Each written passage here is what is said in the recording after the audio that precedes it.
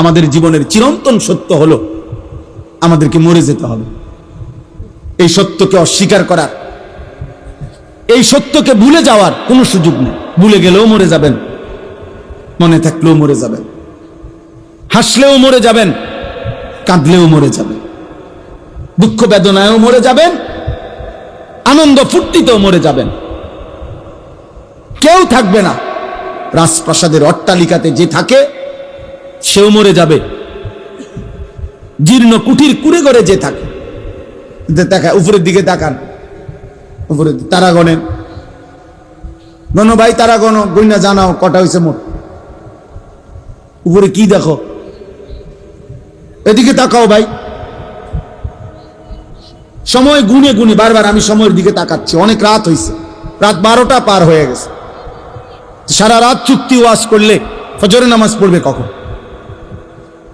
তাহলে এই জন্য বললাম, একটি অনিবার্য সত্য যে হাসি কিংবা কান্না, আনন্দ কিংবা বেদনা, আমাদেরকে মরে যেতে হবে, আমাদেরকে মৃত্যুবরণ করতে হবে।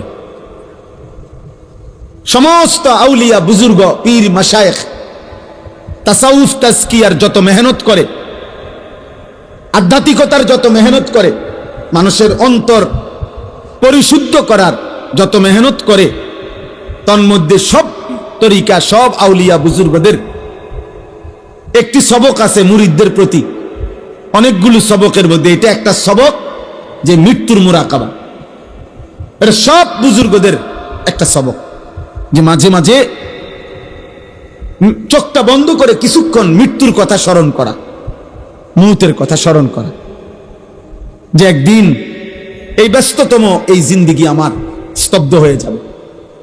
নবীজি সাল্লাল্লাহু আলাইহি সাল্লাম বলছে, আকসিরু যিকরা হাদিমিল লাযযাত, আমার উম্মত এই জিহ্বা যেটা আজকে তোমাকে হাজারো আইটেমের স্বাদ বলে দেয়, গরুর গোশতের আলাদা, খাসির গোশতের আলাদা, মুরগির গোশতের আলাদা, হরেক রকম মাছের স্বাদ আলাদা, একদিন সত্য সত্য এই জিহ্বা স্বাদ স্তব্ধ হয়ে যাবে। তোমার চোখের পলক, হাতের স্পন্দন, হৃদয়ের স্পন্দন সব ঠান্ডা হয়ে যাবে, স্তব্ধ হয়ে যাবে। সেই মৃত্যুকে বেশি বেশি স্মরণ করো, যে মৃত্যু তোমার জিহ্বার স্বাদ বন্ধ করে দিবে, যে মৃত্যু তোমার চোখের পলক নিভায় দিবে, যে মৃত্যু তোমার হৃদয়ের স্পন্দন স্তব্ধ করে দিবে। আল্লাহ নবী সাল্লাল্লাহু আলাইহি ওয়াসাল্লাম বলছেন। তো এখানে মহান আল্লাহ পাক রব্বুল আলামিন বলছে, বান্দা তোমার মনে থাকে আর না থাকে, তুমি গুরুত্ব দাও আর খামখেয়ালি করো, তুমি আনুগত্য করো আর নাফরমানি করো, মনে রাখো বান্দা, যে অবস্থাতেই থাকো না কেন, একটি নির্দিষ্ট সময়ে সত্য সত্য মৃত্যু যন্ত্রণা তোমার চলে আসবে। প্রত্যেক মানুষের, আমার ভাই আমি দেরি করব না, অল্প সময় তর্জমা বলতে বেশিক্ষণ লাগবে না, এই মূল কথাটা বুঝাইতে চাই। শুনুন, প্রত্যেক মানুষ মনে রাখতে হবে, 1 নাম্বার তো আমরা মৃত্যুবরণ করব, 2 নাম্বার হলো মৃত্যুর পূর্ব মুহূর্তে, মৃত্যুর পূর্বক্ষণে ইমানদার হোক আর নাফরমান হোক, নবী হোক আর রাসূল হোক, আর শ্রেষ্ঠ কাফের হোক, মুশরিক হোক, প্রত্যেককেই সাকরাতুল মাউত, মৃত্যুর যন্ত্রণা ভোগ করতে হবে। ওয়াজাআত সাকরাতুল মাউত, সমস্ত মাখলুকের মৃত্যুর পূর্ব মুহূর্তে মৃত্যুর যন্ত্রণা হয়, এটাকে সাকরাতুল মাউত বলে, সাকরাতুল মাউত বলে। তিনি নবী হন, তাকেও সাকরাতুল মাউত, মৃত্যুর যন্ত্রণা ভোগ করতে হবে। আবার সে নাফরমান, পাপী, কাফের, মুশরিক হোক, তাকেও মৃত্যুর যন্ত্রণা ভোগ করতে হবে। কিন্তু পার্থক্য হইল, একজন মুমিন, একজন মুত্তাকি, একজন ইমানদারের মৃত্যু যন্ত্রণা যখন শুরু হয়, তখন সে খুশিতে, আনন্দে আরো উৎফুল্ল হয়ে যায়, যে হ্যাঁ, আমার মালিকের সাথে, আমার বন্ধুর সাথে মোলাকাতের সময় হয়ে গেছে। আল মাউতু জাসরুন ইউসিলুল হাবিব ইলাল হাবিব। ইমাম কুরতুবী রাহমাতুল্লাহ আলাইহি তার কিতাব আত-তাযকিরা ফি আহওয়ালিল মাউতা ওয়া উমুরিল আখিরা কিতাবে লিখছেন, মৃত্যু হলো একটা পোল, একটা ব্রিজ, একটা সাঁকো, যেই সাঁকো, যেই ব্রিজের এই পারে মুমিন মুত্তাকি, ওই পারে মহান আল্লাহ। এপারের মুমিনের বন্ধু, ওই পারে যিনি দাঁড়িয়ে আল্লাহ, ওই পারের যিনি আল্লাহ, এপারে তার বন্ধু মুমিন। এই ব্রিজটাই শুধু পার হওয়া বাকি। এই ব্রিজটা অতিক্রম করলেই এপারের বন্ধু ওই পারের বন্ধু মালিকের সাথে মিলবে। ইউসিলুল হাবিব ইলাল হাবিব, হাবিব হাবিবের সাথে, বন্ধু বন্ধুর সাথে মিলিত হবে। আল্লাহ রসুল সাল্লাল্লাহু আলাইহি ওয়াসাল্লাম বলেন, ইমাম কুরতুবী রাহমাতুল্লাহ আলাইহি বলেন, আর সেই পোলটাই হলো মৃত্যু। মুমিন মরবে তো তার বন্ধু মালিকের সাথে সম্পর্ক হয়েছে, সম্পর্ক হয়েছে। তো মুমিনের সাকরাতুল মাউত, মৃত্যু যন্ত্রণা হবে, কিন্তু তার মধ্যে তার উৎফুল্ল। কিন্তু মৃত্যুর যে যন্ত্রণা, কষ্ট, এটা তাকে ভোগ করতে হবে। যত বড় ইমানদারি হোক, তিনি রাসূল হোক, তিনি নবী সাল্লাল্লাহু আলাইহি সাল্লাম, তাকেও। এজন্য হাদিসের মধ্যে আছে, বিশুদ্ধ হাদিস, আল্লাহর নবী সাল্লাল্লাহু আলাইহি ওয়াসাল্লামের স্ত্রী আম্মা জান আয়েশা রাদিয়াল্লাহু তাআলা আনহা, তিনি বর্ণনা করছেন, ইন্তেকালের পূর্ব মুহূর্তে নবীজি সাল্লাল্লাহু আলাইহি সাল্লামের যখন মৃত্যু যন্ত্রণা, সাকরাতুল মাউত শুরু হয়েছে, আম্মা জান আয়েশা তখন সামনে, আয়েশা রাদিয়াল্লাহু তাআলা আনহার বুকের মধ্যে নবীজির মাথা মোবারক। এই অবস্থায় নবীজি, হযরত আয়েশা রাদিয়াল্লাহু তাআলা আনহা বলেন, নবী সাল্লাল্লাহু আলাইহি সাল্লামের কপাল মোবারক ঘামে ভিজে গেছে, আমি একটা বাটির মধ্যে করে পানি এনে দিলাম। আম্মা জান আয়েশা বলেন, বারবার নবীকে দেখছিলাম, আল্লাহ নবী সাল্লাল্লাহু আলাইহি সাল্লাম তার ডান হাত মোবারক ওই পানির মধ্যে ভিজাইতেছে আর কপাল মুছতেছে আর দোয়া করতেছে, আল্লাহুম্মা আইন্নি আলা সাকারাতিল মাউত, আয় আল্লাহ, মৃত্যু যন্ত্রণার এই মুহূর্তে আপনি আমাকে সাহায্য করেন।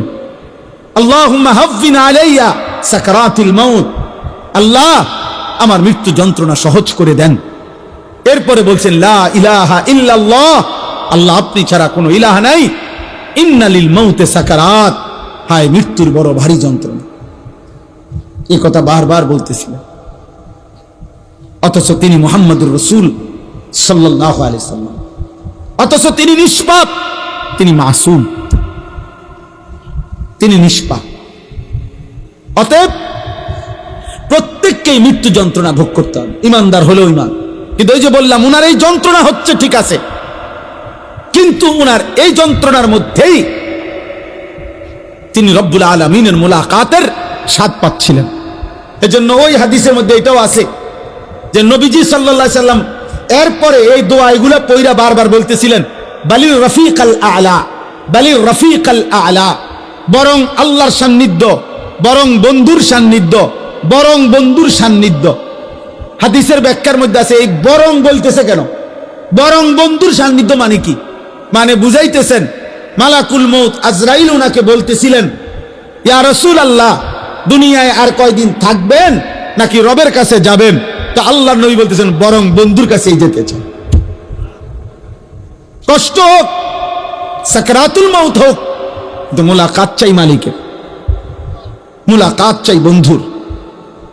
এই জন্য আমরা কিতাবে পড়ছি, হযরত ইব্রাহিম আলাইহিস সালাম, উনাকে মালাকুল মউত আজরাইল আসছে, আয়েশা বলছে, আপনার জান কবজ করতে চাই, আপনি অনুমতি দেন।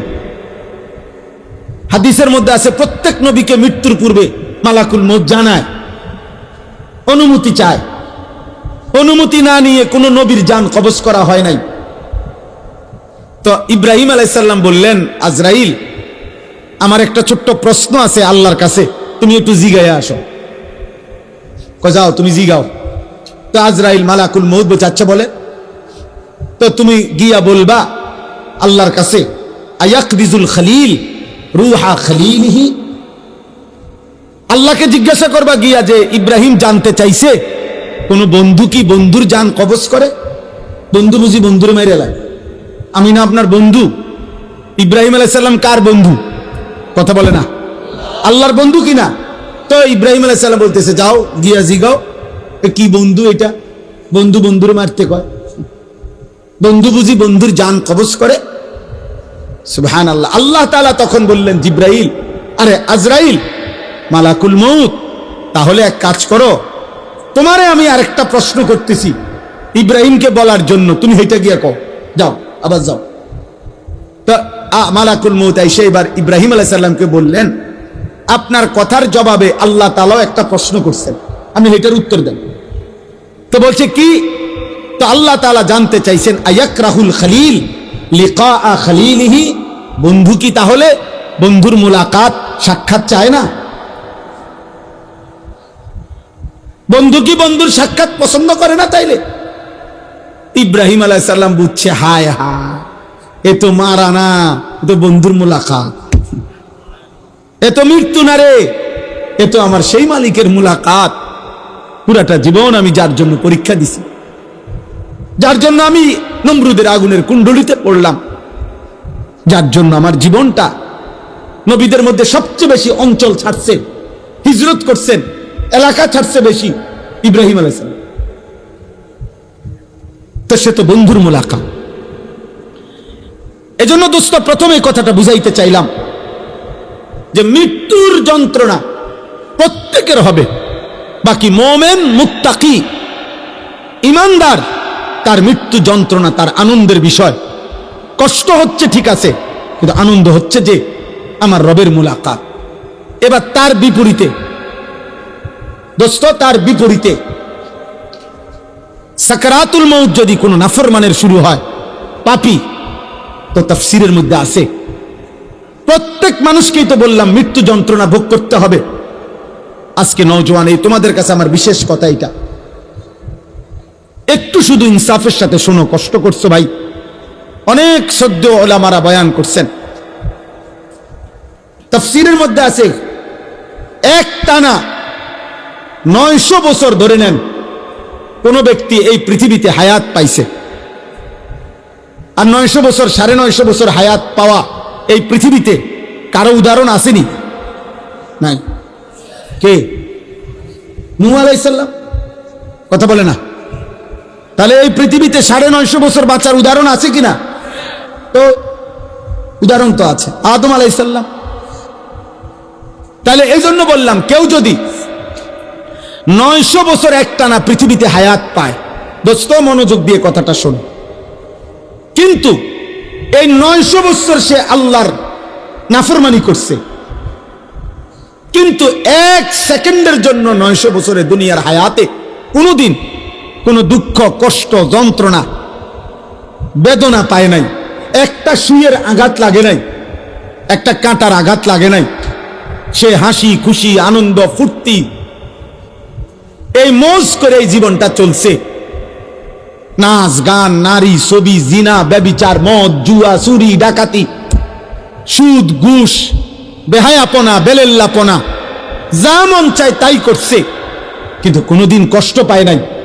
ধরে নাও, মানে ধরে নিচ্ছি যে কোনোদিন এর কারণে সে দুনিয়ার হায়াতে কোনোদিন 1 সেকেন্ডের ব্যথা পায় নাই, কোনো কষ্ট হয় নাই। খোদার কসম, তাফসীরে লিখছে এই 900 বছরের নাফরমান জীবনে যে কোনোদিন কোনো দুঃখ দেখে নাই, মৃত্যুর যন্ত্রণা তার যখন শুরু হবে, সাকরাতুল মউত, আল্লাহর কসম বাপ, 1 সেকেন্ডের মৃত্যু যন্ত্রণা, খোদার কসম, এই ছেলেরা তারে 900 বছরের সুখ আর আনন্দ 1 সেকেন্ডে ভুলায় দেবে।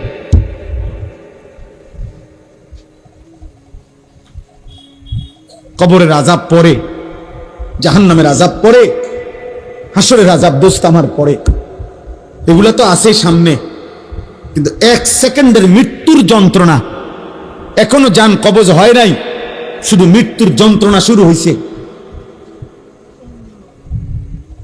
নাফরমান 1 সেকেন্ডের মৃত্যু যন্ত্রণায় 1000 বছরের আনন্দ ভুলে যাবে, আর কোনোদিন মনে পড়বে না তার যে জীবনে সে কোনোদিন সুখ দেখছে কিনা, সুখ দেখেছে কিনা। কাল্লা ইযা বালাগাতিত তারাকি ওয়া কিলা মান রাক ওয়া যান্না আন্নাহুল ফিরাক ওয়ালতাফাতিস সাকু বিস-সাক ইলা রাব্বিকা ইয়াওমা ইদিনিল মাসাক। আল্লাহ বলে নাফরমানের জান কবজের সময় মালাকুল মউত আজরাইল কলিজার থেকে তার রুহুটা টান দিয়া ছিঁড়ে ফেলবে, আর ছিঁড়ে ফেললেই কণ্ঠনালীর কাছে আইসা তারাকি মানে কণ্ঠনালীতে আইসা বিঁধে যাবে, রুহুটা আটকাইয়া যাবে।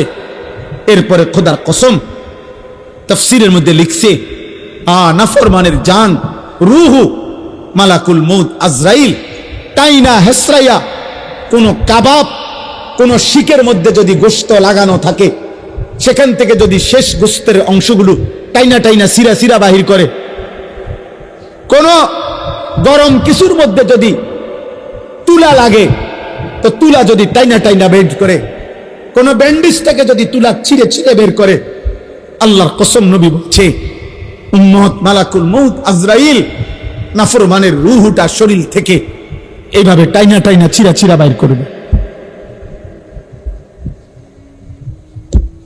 ফালাউলা ইযা বালাগাতিল হুলকুম ওয়া আনতুম হিনাইযিন তানজুরুন ওয়া নাহনু আকরাবু ইলাইহি মিনকুম ওয়ালাকিন লা তুবসিরুন ফালাউলা ইন কুনতুম গায়রা মাদিনিন তারজিউনাহা ইন কুনতুম সাদিকিন। আল্লাহ বলে নাফরমানের কণ্ঠনালীতে যখন তার রূহটা আইসা আটকাইয়া যাবে, চারিপাশের আত্মীয় স্বজন তখন দেখতে থাকবে। আল্লাহ বলেন আমিও তো দেখতেছি, আমিও তো সামনেই আছি। আল্লাহ তখন চ্যালেঞ্জ করে বললেন, হে নাফরমান পাপী, তোর আত্মীয় স্বজনকে বলো না এই মুহূর্তে তোমারে মালাকুল মউত আজরাইল থেকে ফিরাইয়া রাখতে। অতএব প্রিয় ভাইয়া, কবরের আযাব তো সামনে, জাহান্নামের আযাব তো সামনে, এক সেকেন্ডের মৃত্যু যন্ত্রণাও তো তুমি সহ্য করতে পারতা না। হযরত আমর ইবনুল আস রাদিয়াল্লাহু তাআলা আনহু নবীজির বিখ্যাত সাহাবী, ওনাকে বলা হয়েছিল মৃত্যুর পূর্বে ওনার ছেলে, উনি ইমানদার, উনি সাহাবী, ওনার ছেলে আব্দুল্লাহ ইবনে আমর ইবনুল আস উনিও সাহাবী। ছেলে বলতেছিলেন মৃত্যুর পূর্বে, আব্বা আপনার কাছে এই মুহূর্তে, শেষ মুহূর্তে মৃত্যু যন্ত্রণা কেমন মনে হইতেছে? প্রিয় ভাই শোনো, হযরত আমর ইবনুল আস বলছেন, ইয়া বুনাইয়া কাআন্না জিবালাদ দুনিয়া আলা সাদরি ওয়া কাআন্নি আতানাফাসু মিন সাকবিল ইবরা। এই কিতাব আমার কাছে গাড়িতে আছে। ওয়া জাআত সাকরাতুল মাউত বিল হক, এটাই কিতাবের নাম। আমার কাছে একটা আরবি কিতাব আছে, এই কিতাবের নামে এটা, এই কিতাবে লিখছে। হযরত আমর ইবনে আস বলে, পুত, এই বাপ সন্তানকে বলছে, বাবা রে, আমার মনে হচ্ছে কাআন্না জিবালাদ দুনিয়া, দুনিয়ার সমস্ত পাহাড়গুলো আমার বুকে চাপ দিয়ে রাখছে। কাআন্না জিবালাদ দুনিয়া আলা সাদরি, মৃত্যু যন্ত্রণা আমার মনে হচ্ছে দুনিয়ার পাহাড়গুলো আমার বুকে চাপ দিয়ে রাখছে রে ফুল। ওয়া কাআন্নি আতানাফাসু মিন সাকবিল ইবরা, আর আমি যেন এই পাহাড় চাপা অবস্থায় আমি যেন সুইয়ের ছিদ্র দিয়া, সাকবিল ইবরা, সুইয়ের ছিদ্র দিয়ে আমি যেন একটু একটু নিঃশ্বাস নিতেছি। আমার ছেলেরা, আমার কিশোর, আমার নওজোয়ান, আমার 16 বছরের সন্তান, এত অল্প বয়সে তুমি এত গুনাহ, এত নাফরমানি কেমনে করছো বাপ? তুমি কেমনে সহ্য করবে আব্বা? আমার 16 বছরের সন্তান আছে। আমার প্রথম সন্তানের বয়স 16 বছর বরাবর। এই জন্য 16 বছর বয়সী ছেলে তুমি আমার সন্তান। তার চাইতে একটু বয়স্ক, একটু বেশি যাদের বয়স 18, 20, 22, 25, প্রিয় সন্তান, তুমি আমার ছোট ভাই। তুমি বলো, গত 365 দিনে তোমরা কোনদিন যারা ফজরের নামাজ পড়ো নাই, আমার সন্তান, কেমনে তুমি মৃত্যুর এই যন্ত্রণা সহ্য করো? বলো ভাই।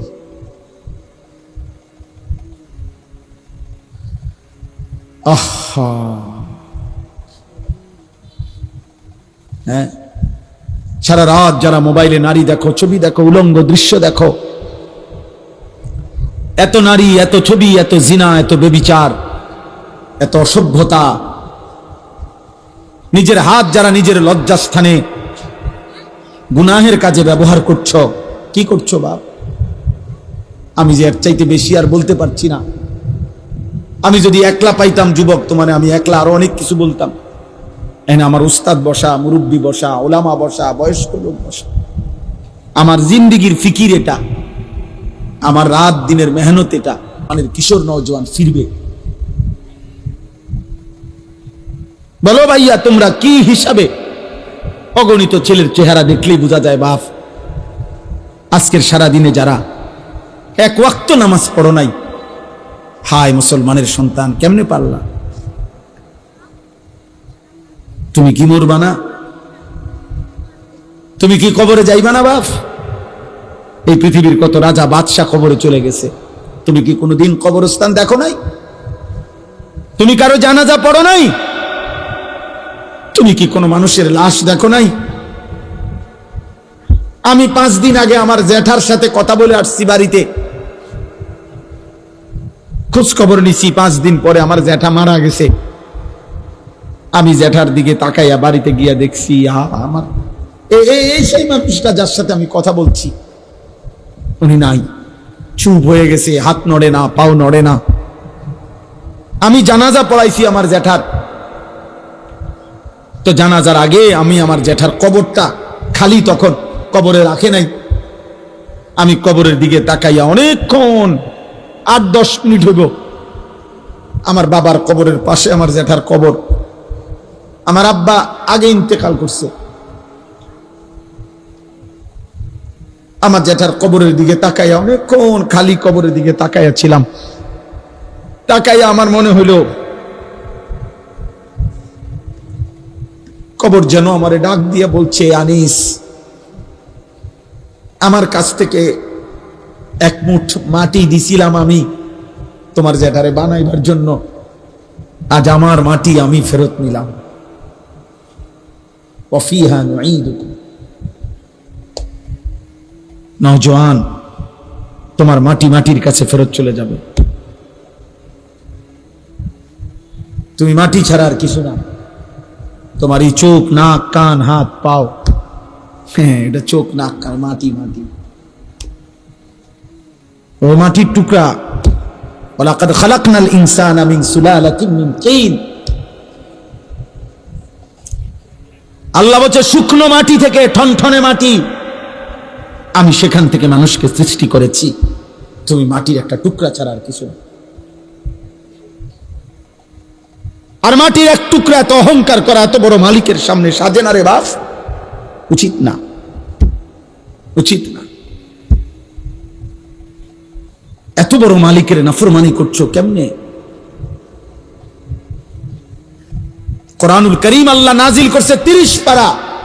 এতগুলো কথা আল্লাহ কোরআনে বলছে, 30 পারা নবীর জবান দিয়ে বলাইছে, 23টা বছর কোরআন শরীফে আছে। ফাবি আইয়ি হাদিসিন বাদাহু ইউমিনুন।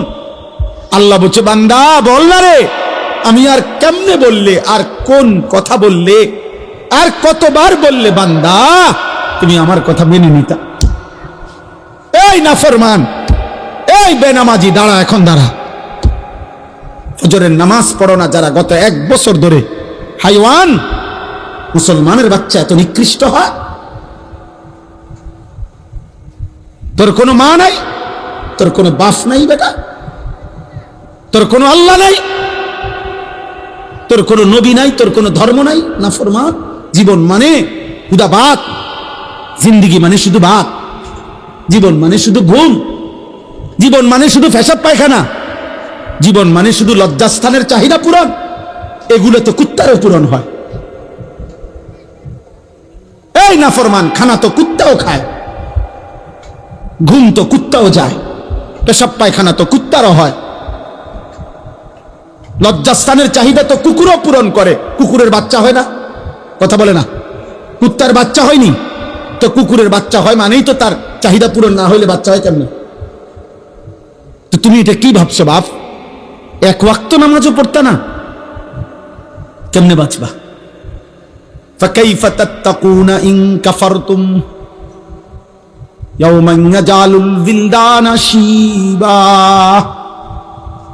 আল্লাহ বলে, বান্দারে আমার, কেমনে রে বান্দা এত নাফরমানি করছো? আল্লাহ বলে, সেদিন হাসরের দিন আমার বান্দা কেমনে রে বাঁচবা বান্দা? এত নাফরমানি, এত মিথ্যা, এত চুরি, এত জিনা। এক মুমিন মুসলমান দাবি করে 30 বছর ধরে সুদ খাও। মুসলমান বুঝি 30 বছর সুদ খায়? মুসলমান কেমনে 30 বছর নাচ গান দেখে? মুসলমানের মা, মুসলমানের বোন কেমনে 20 বছর ধরে বেপর্দা?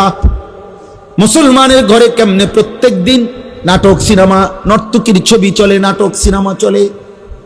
আল্লাহ বলেন, আমার বান্দা এই যে দিন রাত নাফরমানি করছো, ফাকাইফা তাত্তাকুন, ওই হাসরের দিন কেমনে বাঁচবা বান্দা? যেই দিনের একদিনেই দুঃখ, কষ্ট আর পেরেশানি আর যন্ত্রণায় একদিনেই দুধের বাচ্চা, কোলের বাচ্চা বুড়া হয়ে যাবে। ইয়াউমান ইয়াজালুল বিলদানা শিবা। একদিনে ইয়াউমান, কয় দিনে? একদিনে বাচ্চা বুড়া হয়ে যাবে, একদিনেই কালো চুল সাদা হয়ে যাবে। খামখেয়ালি করো না বাপ, শেষ কথা শেষ। তুমি আল্লাহর বেষ্টনীতে আছো, আমিও। আমাদের জন্য আল্লাহ তাআলার ইন্তজাম করা আছে। তুমি আল্লাহর এই ইন্তজামের বাইরে যাইতে পারতা না। আল্লাহর বেষ্টনীর ভিতরে থাইকেই মৃত্যুর যন্ত্রণা আসবে। এই কথাটাই আল্লাহ এখানে বলছে। এবার দেখেন তরজমা শুনেন, তাই শেষ কথা। আমার ভাই, আমি বলে গেলাম, আমার সন্তান, আমার ছেলেরা, আমার বাবারা, আমার ভাইরা, আমি বলে গেলাম স্পষ্ট, দয়া করে মরণকে স্মরণ করো, ভুলে যেও না।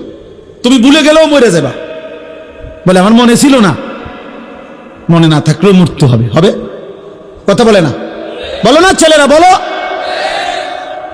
তুই মরে যাবে বাপ। এই মোবাইল থাইকা যাবে, ফেসবুক থাইকা যাবে, এগুলো হারায় যাবে। তোমার চোখের ওই নারীও হারায় যাবে। হয়তো কোনোদিন আর মনেও পড়বে না কারো কথা, কিন্তু গুনাহগুলো সাথে নিয়া তোমার হাসরের ময়দানে দাঁড়াইতে হবে। এই পাপগুলো নিয়েই তোমাকে দাঁড়াইতে হবে। এজন্য আমি কিশোর নওজোয়ানের পরিবর্তনের খুব প্রত্যাশিত। আমার এক ছোট্ট জিন্দিগি প্রয়োজন, আমি দিয়ে দিলাম। কিন্তু আমার একটা আশা, মুসলমানের নওজোয়ান তোমরা ইনশাআল্লাহ ফিরলে, তোমরা যদি ফজর নামাজ পড়ো, এতগুলো ছেলে ইনশাআল্লাহ, কদর কসম, ইসরায়েলের কুত্তাদের কলজা সুদ্ধা নড়ে উঠবে ইনশাআল্লাহ। সেজদাবিহীন বিজয় আসবে না বন্ধু। স্লোগান দিলে হবে না, শুধু স্লোগান দিলে। স্লোগান আমিও দিতাম, জানি। আমি ছাত্র জীবনে স্লোগানে সেরা ছিলাম। ঢাকা চৌধুরীপাড়া যখন পড়তাম দাওড়া কাম থেকে গিয়া, তখন স্লোগানে সেরা ছিলাম। হুজুররা আমারে স্লোগানের জন্য নিত, উড়ে লেতাম ফারু স্লোগান দিয়া। আলহামদুলিল্লাহ। আমার বড় ভাই, আমার মনে আছে, বড় ভাই আনি চল স্লোগান, চলেন ভাই, উড়ে এলাম কোনান দিয়ে উড়ে তুল। 2-4 ঘন্টাও মিছিল করতে পারতাম, একটা না, কোনো বিশ্রাম ছিল না। স্লোগান দিয়ে হবে না দোস্ত, শুধু কলিজার খুন, কপালের এই সেজদা মালিককে দিতে হবে। ভাইয়া, আরো 100 বছর চেষ্টা করেও কাফের বেঈমানদের সমপরিমাণ অস্ত্র, কাফের বেঈমানদের সমপরিমাণ ক্ষমতা, দুনিয়াবি আসবাব আমাদের হবে না। আমাদের বিজয় আমাদের ওই রবের কাছে। আমাদের উপরে যিনি, তিনি আমাদের জন্য যথেষ্ট। আমরা যদি যথাযথ চোখের পানি দিতে পারি, আমরা যদি চোখের পানি ফেলতে পারি, সেজদা দিতে পারি, ইনশাআল্লাহ বিজয় আসবে। গাজাবাসী সন্তান খুব কষ্ট পাইতেছে বাপ। আজকেও পত্রিকা আসছে, সব পত্রিকা। গতকালকে বৃহস্পতিবার গাজার প্রায় 4.5 লক্ষ মানুষ, তারা আবার শেষবারের মতো ইসরায়েলের বেঈমান কুত্তারা বলছে, গাজাবাসীরে মাইকিং করে শুনাই দিছে, তোমাদেরকে পলায়নের জায়গা ছেড়ে দেওয়ার শেষ সুযোগ দেওয়া হলো, এরপরে আর বাঁচতে দেওয়া হবে না। ছোট ছোট মাসুম বাচ্চা নিয়ে মহিলারা খালি পায়ে, আজকের পত্রিকাতেও আসছে যে এরা হাঁটতেছে, ওরা জানে না ওরা কোথায় যাবে, ওরা জানে না। 12 কিলোমিটার পায়ে হাইটা একটা বাচ্চা একটা রুটির জন্য হাত পাইটা অনেক কষ্টে যখন একটা রুটি নিছে, রুটি নিয়ে যখন ফেরত আসছে, এই কিছুদিন আগে পত্রিকা আসছে, 12 কিলোমিটার পায়ে হাইটা রুটিটা নিছিল। এই রুটি নিয়ে যখন ফিরে আসছে, গাজার ওই ছেলেকে গুলি করার পরে বুলেটের আঘাতে রুটি হাতে মাসুম সন্তানের কলিজাটা ঝাঁঝরা হয়ে গেছে, ও আর রুটি খেতে পারেনি।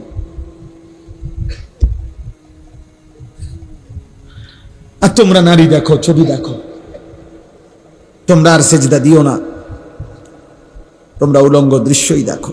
তোমাদের আর মোবাইলের নেশাই গেল না, তোমাদের চুলের ফ্যাশনই শেষ হলো না, তোমরা তোমাদের বন্ধুদের আড্ডাই শেষ। তোমরা মনে করছো ইবলিস শয়তান তোমাদের বলছে তোমাদের বিপদ হবে না।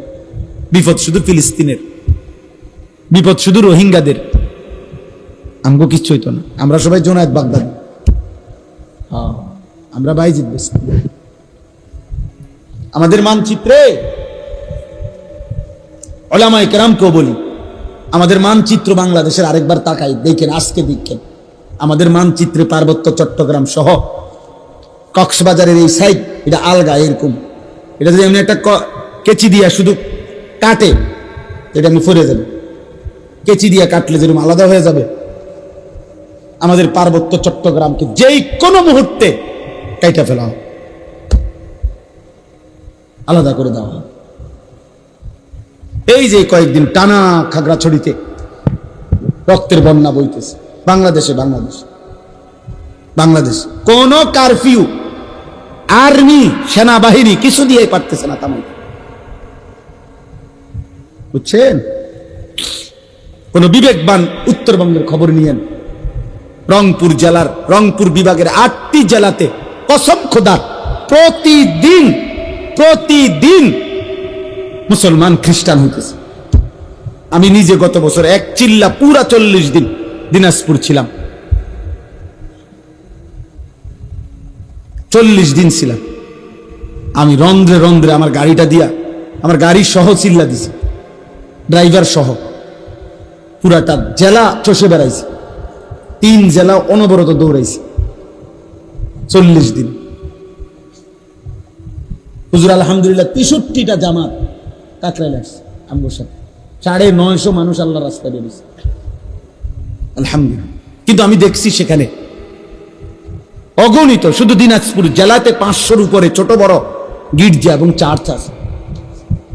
আমি এবার রমজানের ঈদের পরে 2 দিন কুড়িগ্রাম লালমনিরহাট সফর করছিলাম, সেখানে আমি নিজ চোখে দেখছি, কসম খোদার এমন 2 ভাইকে দাওয়াত দিছি, তারা খ্রিস্ট ধর্ম প্রচার করে, তারা আগে মুসলমান ছিল।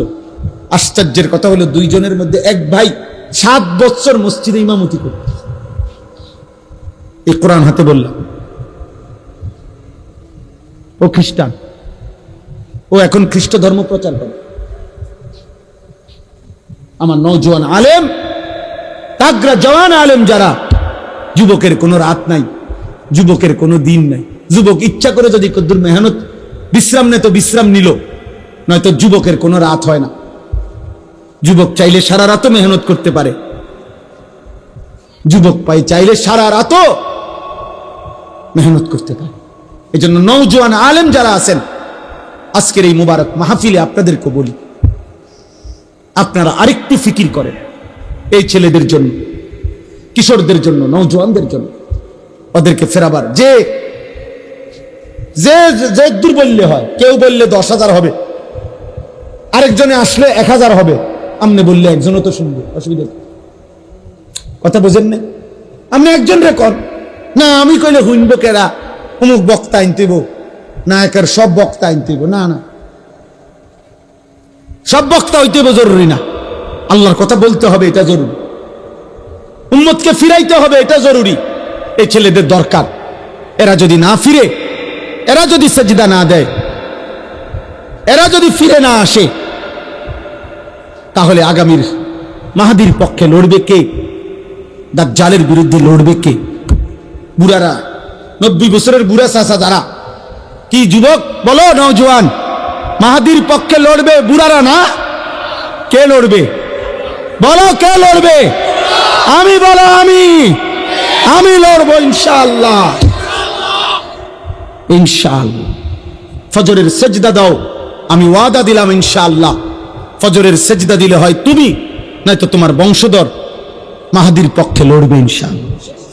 এটা হাদিসের বর্ণনা। ফজরের মুসল্লিরা মাহাদি এবং ঈসার সাথে সর্বশেষ দাজ্জালের বিরুদ্ধে শেষ লড়াই করবে যারা, এবং শেষ ইহুদিদের শেষ ব্যক্তিটাকে পাথরের আড়াল থেকে, গাছের আড়াল থেকেও টাইনা বাইর করে হত্যা করবে যারা, এই শেষ বাহিনী হলো ফজরের মুসল্লি। এটা কিতাবের কথা, আমার কাছে কিতাব আছে।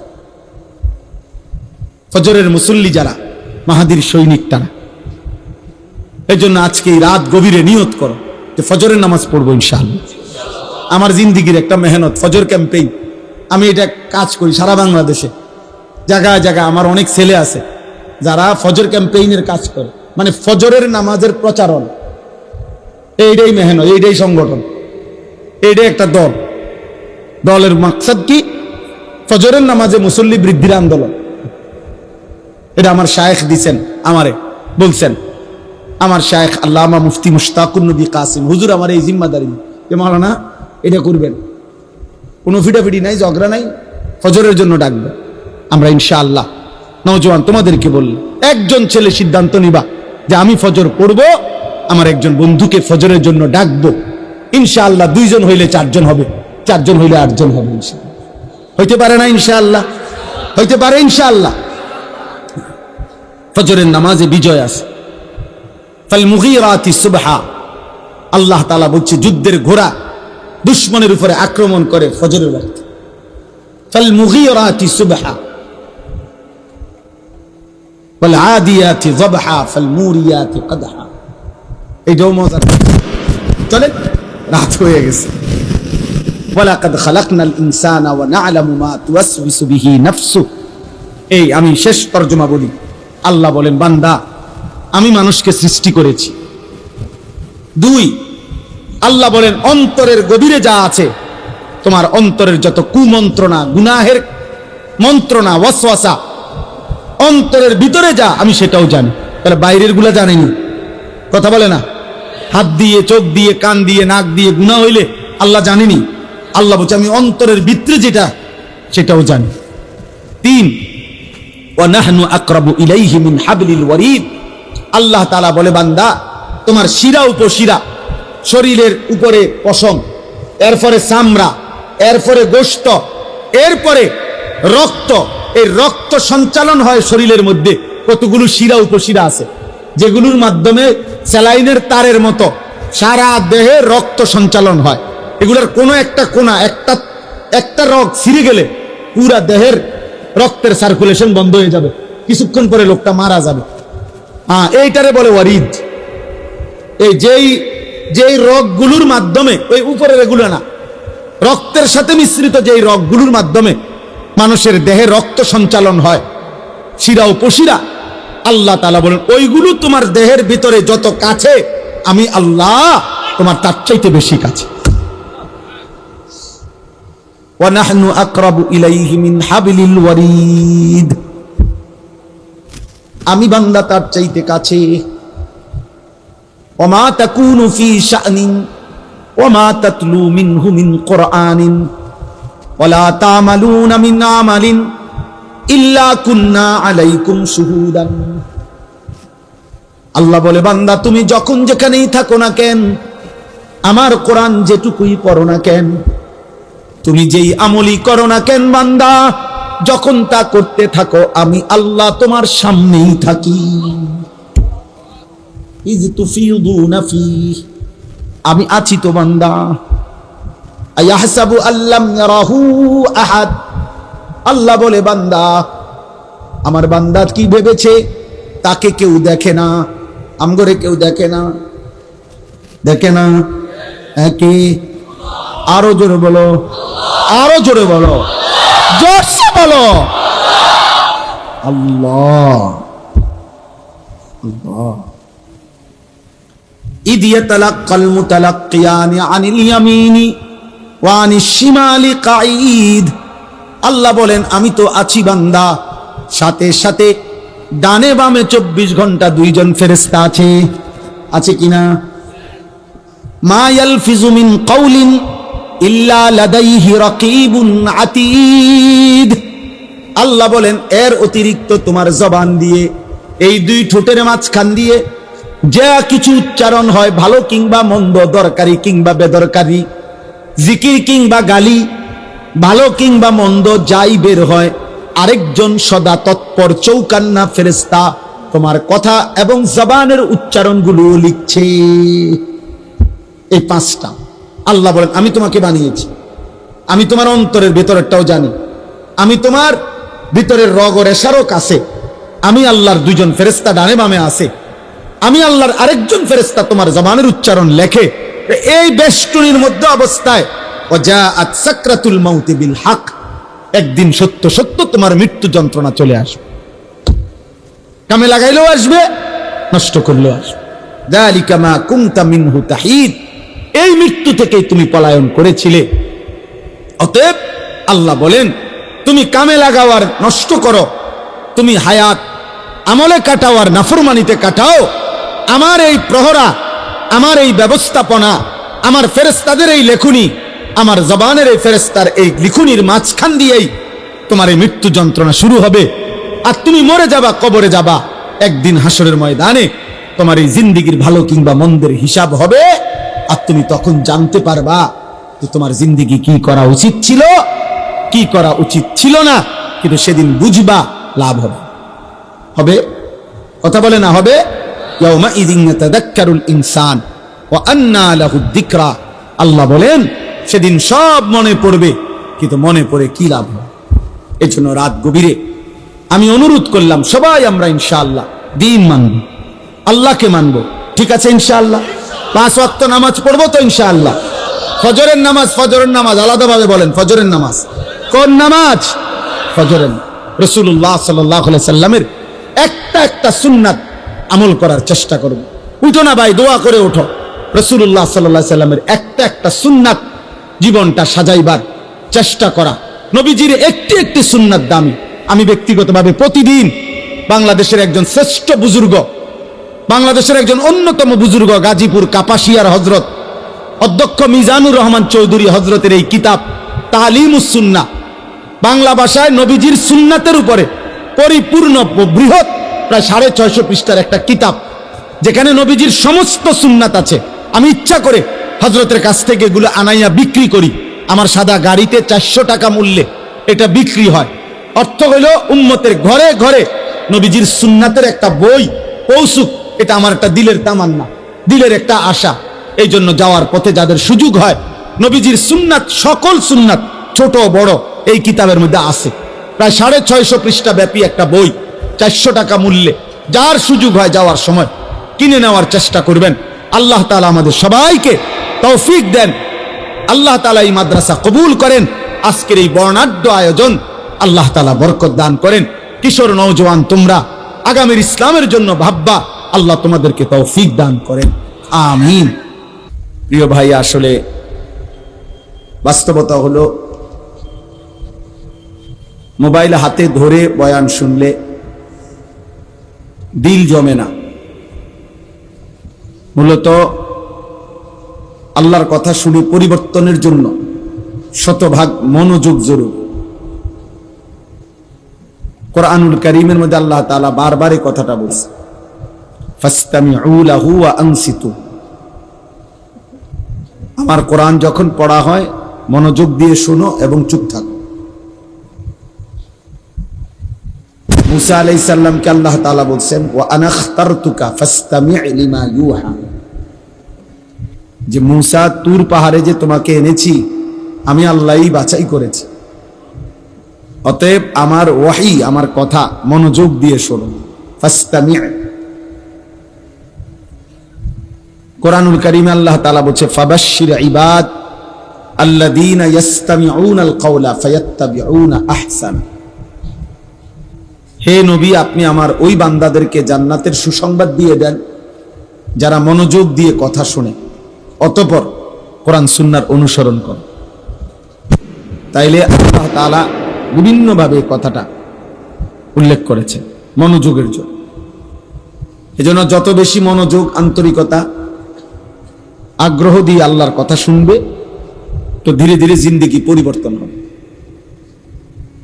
ধীরে ধীরে বদলাবে। লাআল্লাকুম তুরহামুন, আল্লাহ ওয়াদা দিছে যদি মনোযোগ দিয়ে শোনো এবং চুপ থাকো তো তোমাদের উপরে আল্লাহর রহমত বর্ষিত হবে। আর তাফসীরের মধ্যে আছে রহমত বর্ষিত হবে মানে হলো তৌফিকুত তাআ, আল্লাহ তাআলা ওই কথাগুলোর উপরে আমল করার তৌফিক দিবে। এই আমল করার তৌফিক পাওয়া, আল্লাহর কথা শুনবার পর আমলের সুযোগ হওয়া, এটা হলো রহমত, এটা হলো ইলম। এমনিতে শুধু জানা, এগুলো অনেকেই জানে,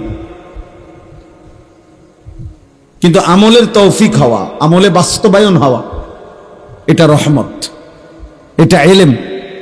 ইলম তখনই ইলম হয় যখন তা আমলে পরিণত হয়, আর নাই তো এটাকে বলা হয় মালুমাত।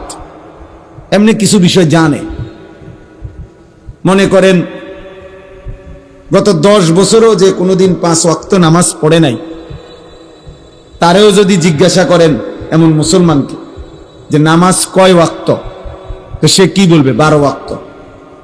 কয় ওয়াক্ত? না না, হে কি বলবে মনে হয়? ও 5 ওয়াক্তই বলবে। তাহলে এটা হেও জানে, নামাজ যে 5 ওয়াক্ত এটা সেও জানে, কিন্তু এটা এলেম না, এটা মালুমাত, এটা তার একটা অর্জিত জ্ঞান, এমনি জানে। আর আজকে 30 বছর যাবত যে সুদ খায় এমন একজন মুসলমানকে জিজ্ঞাসা করে দেখেন যে ভাই সুদ খাওয়া কি, সে কি বলবে? মুস্তাহাব। কি তো এটা তো হেও জানে, হারাম করে নিজেই তো জানে হারাম, ও তো নিজেই বলতেছে হারাম, তাহলে এটা তো সেও জানে, কিন্তু এটা এলেম না। এলেম তখনই এলেম হয় যখন তা আমলে পরিণত হয়। মুফতি শফি রহমতুল্লাহ আলাই এ কথা বলছে। তো এই জন্য বললাম, আমলে পরিণত হওয়ার জন্য, আমলের তৌফিক পাওয়ার জন্য, রহমত পাওয়ার জন্য আল্লাহর কথা মনোযোগ দিয়ে শুনতে হয়। একজন বিশ্ববিখ্যাত বুজুর্গ ছিলেন, ইমাম ছিলেন হাদিসের জগতে, ইমামুল জারহ ওয়া তা'দীলদের অন্যতম সুফিয়ান ইবনে উয়াইনা রাহমাতুল্লাহি আলাইহি। তিনি বলছেন 5টি জিনিস একসাথে হলে ইলম পূর্ণ হয়। 1 নম্বর আল ইস্তিমা, মনোযোগ দিয়ে শোনা। 2 নম্বর আল ফাহমু, বুঝতে চেষ্টা করা, কি বললো আমি বুঝলাম কিনা। 3 নম্বর আল হিফজু, মুখস্থ করা। 4 নম্বর আল আমালু, আমলে পরিণত করা। 5 নম্বর আন নাশরু, অন্যের কাছে পৌঁছিয়ে দেওয়া। মনোযোগ দিয়ে শোনা, বুঝতে চেষ্টা করা, মুখস্থ করা, আমলে পরিণত করা, অন্যের কাছে পৌঁছিয়ে দেওয়া। এই 5টা একত্র হলে ইলম পূর্ণ হয়। অনেক তালেব ইলম ভাই আছে, তোমাদের জন্য বললাম। এই জন্য আমি এই বিষয়টা কঠোরভাবে বলতে চাই।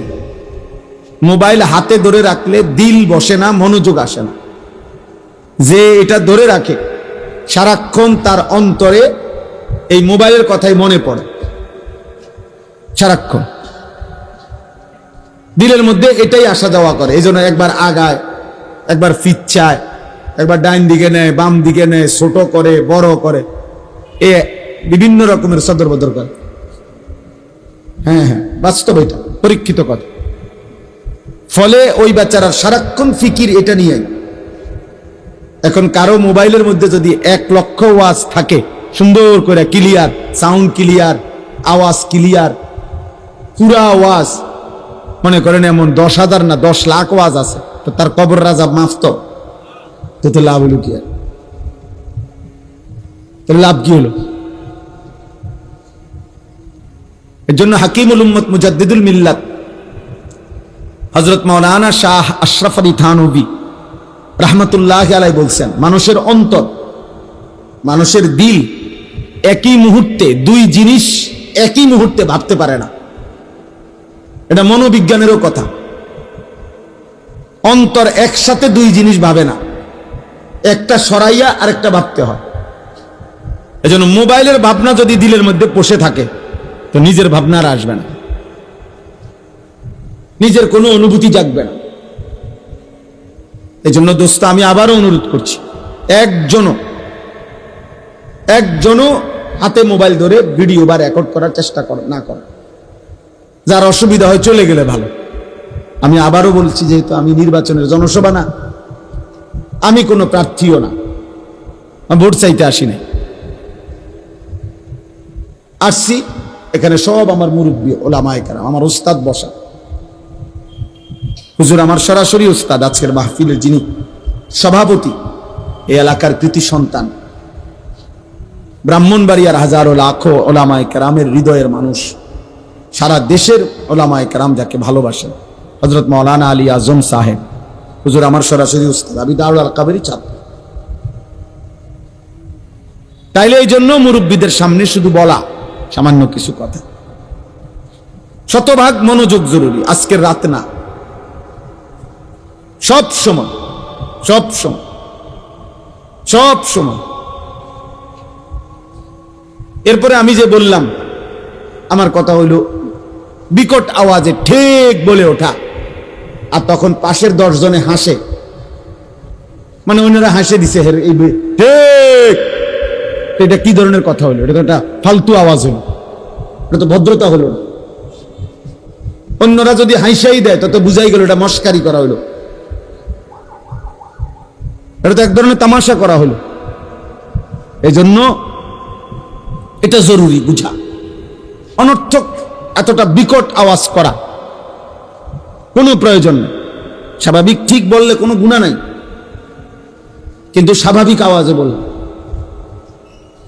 রাসূলুল্লাহ সাল্লাল্লাহু আলাইহি ওয়াসাল্লাম বলছেন একদিন সাহাবাদেরকে, তোমরা কোনো বধির যে কানে শোনে না এমন কোনো মালিককে ডাকো না, আবার যে তোমাদের থেকে দূরে এমন কাউকেও ডাকো না। এজন্য আমরা আখলাক শিখা দরকার। শুধু একজন হুজুর দেখতে আসলাম তামসা, এটা হলে হবে না ভাই। প্রিয় কিশোর নওজোয়ান সবাইকে বলি, জনপ্রিয়তা এটা একটা ধোঁকা। জনপ্রিয়তা ধোঁকা। কারো জনপ্রিয়তা দ্বারা বক্তারও কোনো ফায়দা নাই, শ্রোতারও কোনো ফায়দা নেই, কোনো লাভ নেই। মনে করেন আমারে 1 কোটি মানুষ চিনে, একেবারে সারা বাংলাদেশের 10 কোটি মানুষ আমারে চিনে, তো আমার কবর রাজা মাফ তো তার লাভ হলো কি? তা আমি এই জনপ্রিয়তা দিয়ে করবো কি? আর একটা ছেলে ভাবো ভাই, যে মনে করেন আমারে চিনে 10 লাখ মানুষ, 1 কোটি মানুষ আমারে চিনে, তো এতে তোমার লাভ কি? আমারে চিনলে তোমার কি? তুমি লাফাও কিতা? চিনে আমারে ফাল মারবি তুমি। কথা বুঝছেন না? মানুষের চিনে তো আমারে না, তো তোমার কিতা? তুমি এরকম লাফ মারো কা, দৌড় মারো কেন? তাইলে আমার জনপ্রিয়তা দিয়া তোমার লাভ কি? কথা বলে না। আমার জনপ্রিয়, আমারে চিনলে তোমার লাভ কি? আমারে না চিনলে তোমার সমস্যা কি? আমি তোমার ভাত খাই? এই জন্য না আমার কোনো ফায়দা আছে না আপনাদের কোনো ফায়দা আছে। উভয়ের জন্যই, বক্তা শ্রোতা উভয়ের জন্যই খোদার কসম ঈমান আমলের মধ্যেই ফায়দা। উসিকুম ওয়া ইয়া, যুগ যুগ ধরে বুজুর্গানে দ্বীন বলতেন, আল্লাহর কথা বলে বলতেন যে হে আল্লাহর বান্দারা, আপনাদেরকেও বলছি নিজেকেও বলছি। তাহলে কোরআনুল কারীমের সমস্ত কথার, আজকের সমস্ত ওয়াজের মুখাতাব সম্বোধন বক্তার জন্য শ্রোতার জন্য। মানে যে কথাগুলো আপনাদেরকে আমল করতে বলা হয়, তো এগুলোর থেকে আমরা মুক্ত নাকি? আমরা বাদ?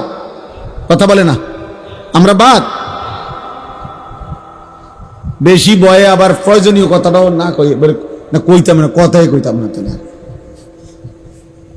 এত ভালো আবার ভালো না, মানে প্রয়োজনীয় কথা বললেন, ঠিক আছে ইনশাআল্লাহ। তাইলে বুঝাইলাম আমরা উভয়ই মুখাতাব। আমাদের কোরআন যিনি বলতেছেন তাকেও সম্বোধন করে বলা হচ্ছে, যিনি শুনতেছেন তাকেও সম্বোধন করা হচ্ছে। কোরআনুল কারীমের মধ্যে আছে আল্লাহ তাআলা নবীজিকে বলছেন সাল্লাল্লাহু আলাইহি সাল্লাম, ফাকাতিল ফি সাবিলিল্লাহ লা তুকাল্লাফু ইল্লা নাফসাক ওয়া হাররিদিল মুমিনিন। সূরা নিসার আয়াত। সাংঘাতিক কথা এটা। আল্লাহ তাআলা আমাদের নবীকে বলছেন সরাসরি, বন্ধু আল্লাহর পথে যুদ্ধ করতে গিয়ে যদি আপনার সাথে একজনও না থাকে, কেউ নাই, আপনি একাই তবু আল্লাহর পথে যুদ্ধ করেন। ফাকাতিল ওয়াহিদ মুযাক্কারে হাজির, লা তুকাল্লাফু ইল্লা নাফসাক। কারো কোনো ব্যাপারে যদি জবাব আপনি নাও দেন, কিন্তু আপনি নিজের বিষয়ে মুকাল্লাফ, আপনাকে আপনার ঈমান আমলের ব্যাপারে কিন্তু জবাব দিতে হবে। লা তুকাল্লাফু ইল্লা নাফসাকা, শেষ পর্যন্ত একা হলেও আপনি মুকাল্লাফ। আপনার নবীজি সাল্লাল্লাহু আলাইহি সাল্লাম একটি যুদ্ধে, হুনাইনের যুদ্ধে 12,000 সাহাবী নবীজির সাথে ছিলেন। যুদ্ধের প্রথম আক্রমণে, মানে অনেক ঘটনা, আমি শুধু মূল কথাটা বলতেছি।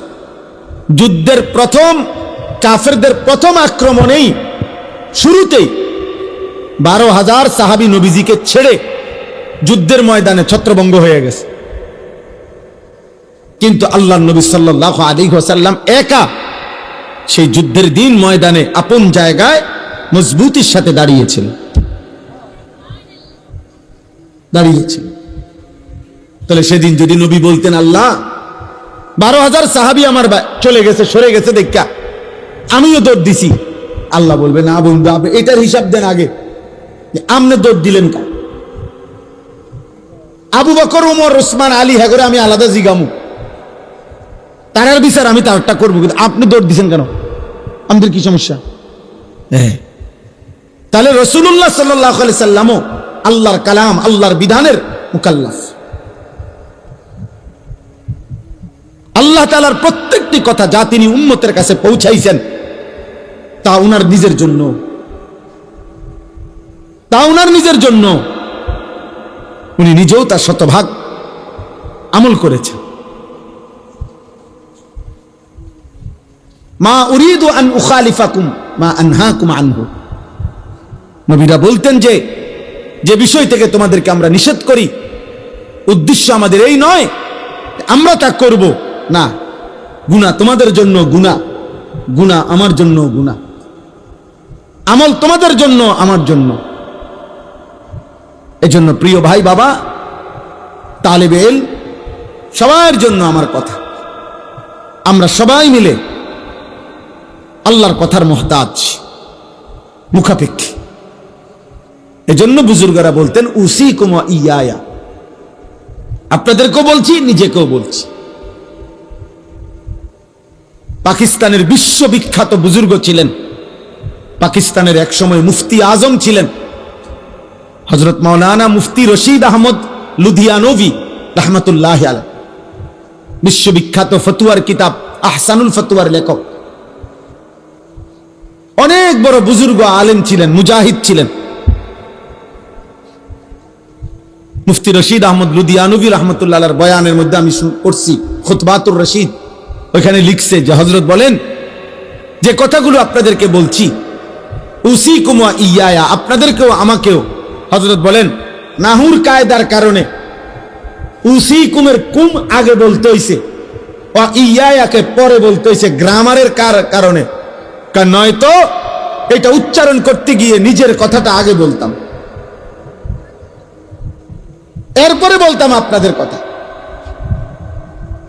এই জন্য বাপ, আমি অল্প একটু সময় সামান্য কিছু কথা আরজ করতে চাই। আলহামদুলিল্লাহ, আমাদের মাথার তাজ যারা, তারা আজকের এই মাহফিলে বয়ান করছেন। খতিব আজম মুনাজিরে জামান আল্লামা নুরুল ইসলাম ওলিপুরি দামাত বারাকাতুহুম যেই মজমায় বয়ান করছেন, এরপরে আমগো মতো আঙ্গাল কাঙ্গাল ওইখানে বয়ান করা মানায় না। ছোট্টবেলার থেকে ছাত্র জীবন, তালেব ইলমের পুরাটা জীবন, যতদিন ছাত্র ছিলাম সবচেয়ে বেশি আকাঙ্ক্ষা করতাম যে অলিপুর সাহেব হুজুরের একটা বয়ান শুনবার জন্য। আমি হুজুরকে নিজে বলছি যে হুজুর আজকে কত বছর বয়ান করে? ওই যে কমপক্ষে 52 বছর বয়ানই করে। বয়স কত, শুরু করছে কখন? সুবহানাল্লাহ। আজ থেকে 50 বছর আগেও মনে হয় যেই আওয়াজ, যেই শব্দ, যেই বিশ্লেষণ, 50 বছর পরেও একই শব্দ, একই উচ্চারণ, একই বিশ্লেষণ। অলিপুরি। আমি এই জন্য প্রায় বলি আল্লামা নুরুল ইসলাম অলিপুরি দামাত বারাকাতুহুম, তিনি একটা ব্র্যান্ড, মানে এই নামটাই একটা ব্র্যান্ড। হযরত যা বলেন তা কখনোই অগোছালো হয় না, কখনোই অগোছালো হয় না। হযরত যা বলেন তা শেষ পর্যন্ত, শেষ মিনিটে এসে দেখলে দেখা যায় উনি শুরুর থেকে যেখানে যেখানে কথা ছিটাইছিলেন সবগুলো মণি মুক্তার মতো, মালার মতো আবার মিলাইয়া দেন। এটা আমি উনার মধ্যেই একমাত্র দেখছি। আমার জীবনেও আমি বহু বক্তার ওয়াজ শুনছি, কিন্তু হয়তো উনার 2 কথা 3 কথা ছুটে যায়, কথার তালে উনি হয়তো এখান থেকে এটা প্রসঙ্গটাই বাদ দিয়ে লাইছে। কিন্তু হুজুরের সব কথা শুরুর থেকে মনে হয় উনি বাংলাদেশ, ভারত, চীন, জাপান, ইরান, তুরান জায়গায় গেছে গা, এগুলা কেমনে হুজুরে গোলায় আনবো, যে ঠিক এই শেষের 10 মিনিট কেউ মনোযোগ দিয়ে শুনলে বুঝে যে হযরত সব কথারে একসাথ করে ফেলছে। আল্লাহ তাআলা এমন মহান ব্যক্তিকে আমাদের মাথার উপরে আফিয়তের সাথে দীর্ঘায়িত করে। আমার পরম শ্রদ্ধেয় উস্তাদ, ছোট্টবেলায় যার হাতে আমরা বড় হইছি, পড়ালেখা করছি, আজকে যিনি সারা বাংলাদেশের মুরব্বী, সারা বাংলাদেশের লক্ষ লক্ষ কোটি কোটি মুসলমান